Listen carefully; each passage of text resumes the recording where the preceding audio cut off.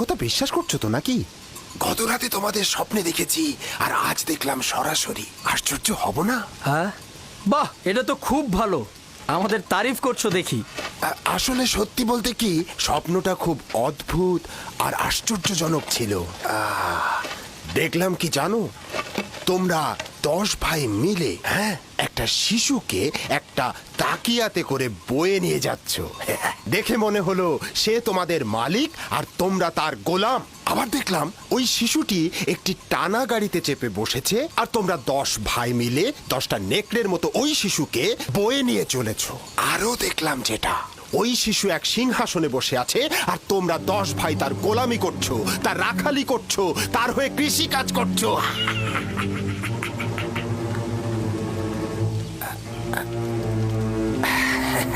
মনে হচ্ছে আমার স্বপ্নের বর্ণনা শুনে তোমরা অসন্তুষ্ট হয়েছো। আরে স্বপ্ন তো স্বপ্নই, ওটাকে ভুলে যাও। আমি আসি, দেখা হবে।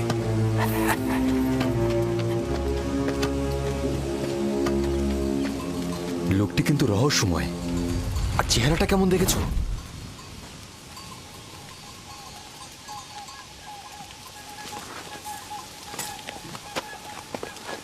কিন্তু লোকটি কোথায় গেল? এত দ্রুত তো এখান থেকে যাওয়ার কথা না। তার মানে কি গায়েব হয়ে গেল? কি করে বলবো? সম্ভবত মাটির নিচে সুড়ঙ্গ পথে গেছে। জানি না সে কে ছিল, কিন্তু তার স্বপ্ন আমাকে চিন্তিত করে তুলেছে। তার স্বপ্নগুলো একদম ইয়াকুবের স্বপ্নের মতো।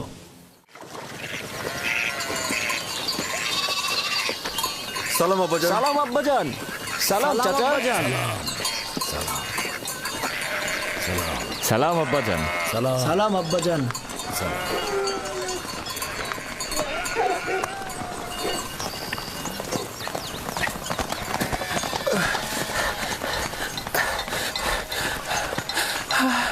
খোদা নবীর উপর দরুদ বর্ষিত হোক।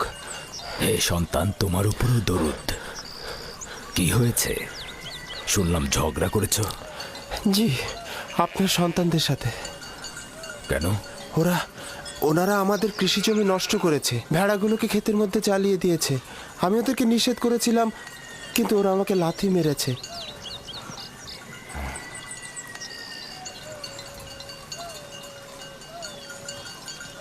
ইয়াহুদা, লাবি, শামুন, এদিকে এসো, এদিকে এসো।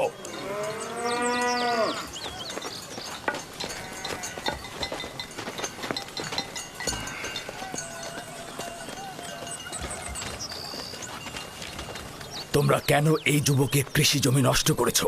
ভেড়াগুলোকে তো আর বাধা দেওয়া যায় না আব্বাজান। আর এমন কি হয়েছে? তোমরা ওকে লাথি মেরেছো কেন?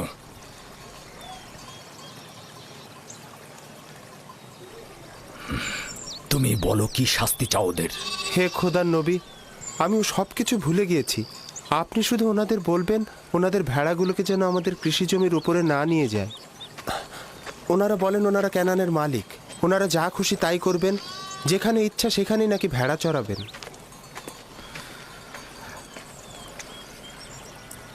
কে তোমাদের হক দিয়েছে যে তোমরা মানুষের কৃষি জমিতে ভেড়া চড়াবে?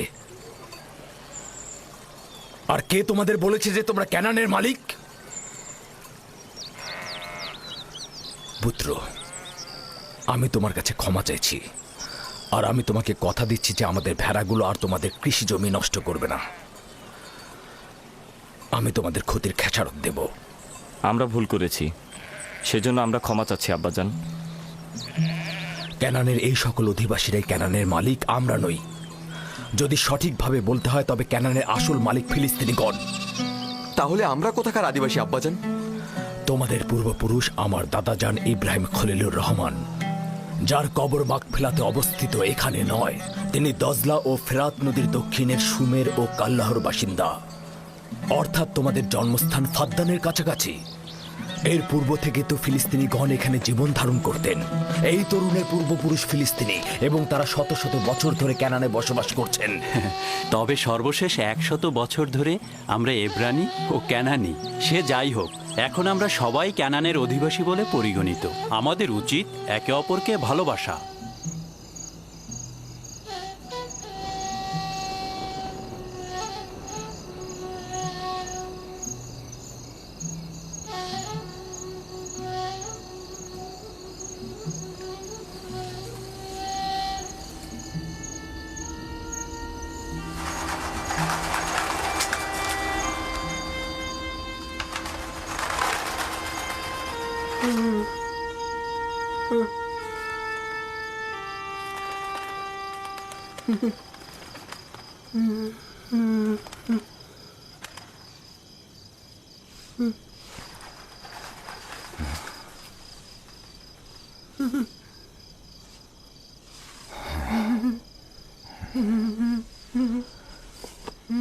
ইউসুফ, ইউসুফ পুত্র আমার, জাগ্রত হও। ইউসুফ, ইউসুফ, ইউসুফ। সালাম আব্বাজান। সালাম প্রিয় আব্বাজান। মনে হচ্ছিল খোয়াব দেখছিলে। জি, খুবই আজব স্বপ্ন, ওই ধরনের স্বপ্ন যেটা বলতে নিষেধ করেছিলেন। আব্বাজানকেও কি নিষেধ করেছি?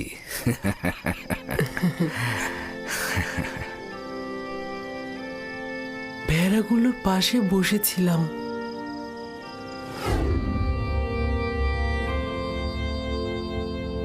إذ قال يوسف لأبيه يا أبت إني رأيت 11 كوكبا والشمس والقمر رأيتهم لي ساجدين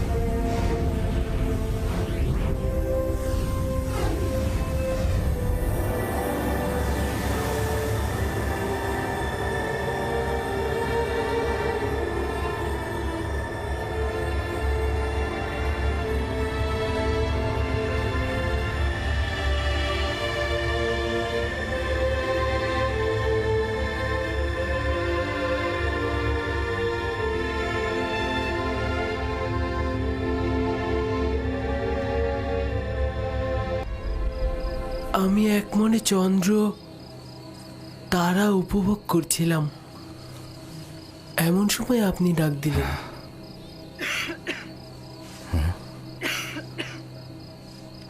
একটু সবর করো।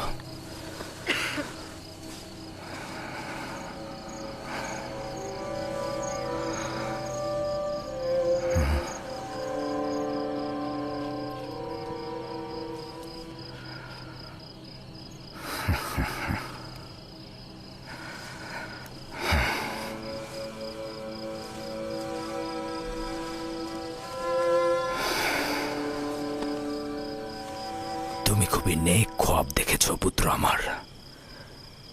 এই রকম খোয়াব কাউকে বলা উচিত নয়, বিশেষত তোমার ভাইদের। নির্বোধগণ যৌবনে দাম্ভিকতায় প্রতিহিংসা পরায়ণ হয়ে উঠবে। তোমার বোন ও মাতাদেরকেও বলবে না, তারা সবার কাছে প্রচার করে বেড়াবে। সূর্যও তোমার মোকাবেলায় নত হবে এবং তোমার পায়ে পড়ে সেজদা দেবে। চন্দ্র ও 11টি তারকাও তোমাকে সেজদা দেবে। একদা তুমি মহান ব্যক্তি হবে। তুমি যেমন উঁচু পদে অধিষ্ঠিত হবে, তেমনি আধ্যাত্মিকতায় সমুন্নত হবে। ওই দিন পিতা মাতা এবং তোমার সকল ভাই তোমার মোকাবেলায় সেজদায় নত হবে। ওই দিন পর্যন্ত দৃঢ়তার সঙ্গে নিজেকে সামলে রাখবে, বিশেষত তোমার ভাইদের কাছ থেকে। কারণ ওরা তোমাকে হিংসে করে এবং তোমার বিরুদ্ধে ষড়যন্ত্রে লিপ্ত হতে পারে। নিজেকে সবসময় সামলিয়ে রাখবে। সম্ভবত তোমার ভাইরা তোমার বিরুদ্ধে ষড়যন্ত্র করছে, হিংসায় জ্বলছে। ষড়যন্ত্র? তাও আমার ভাইরা করবে? ওরা তো আল্লাহর সন্তান, তাই না? শয়তানের নজর থেকে গাফিল হয়ে না আমার পুত্র। শয়তান ইনসানদের জন্য দুশ্মন, প্রকাশ্যে ধোঁকা দেয়। এমনকি আম্বিয়া একরামগণের সন্তানেরাও তাদের বদ নজর থেকে রেহাই পায় না। খোদাবন তোমাকে মহৎ কিছুর জন্য নির্বাচন করেছেন, আর খোদাই তোমাকে খোয়াব ব্যাখ্যা করার এলেম প্রদান করবেন। তার নিয়ামত তোমার ও ইয়াকুবের খানদানের উপর প্রদান করবে, যেমন ভাবে আমার পিতা ইসহাক ও দাদাজান ইব্রাহিমের উপর নিয়ামত প্রদান করেছিলেন এবং একই সাথে তাদেরকে ইমামত ও বেলায়েত প্রদান করেছিলেন।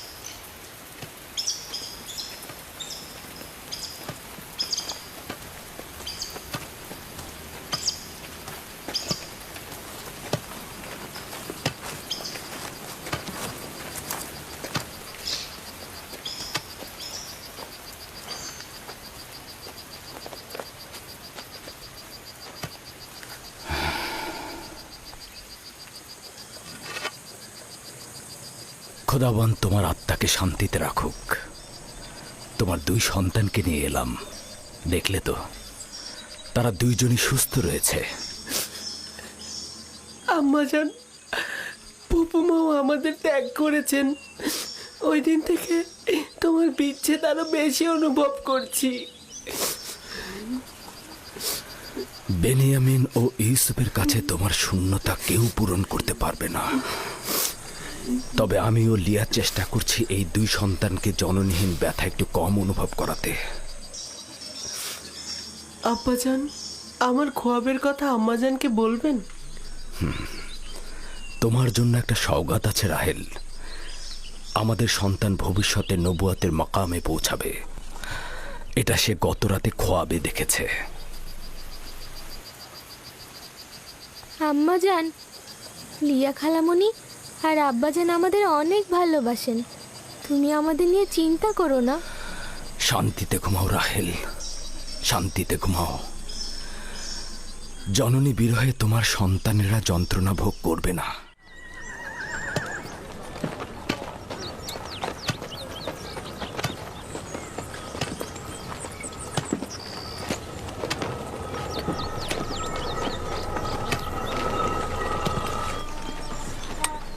সালাম আব্বাজান। সালাম আমার প্রিয় কন্যা।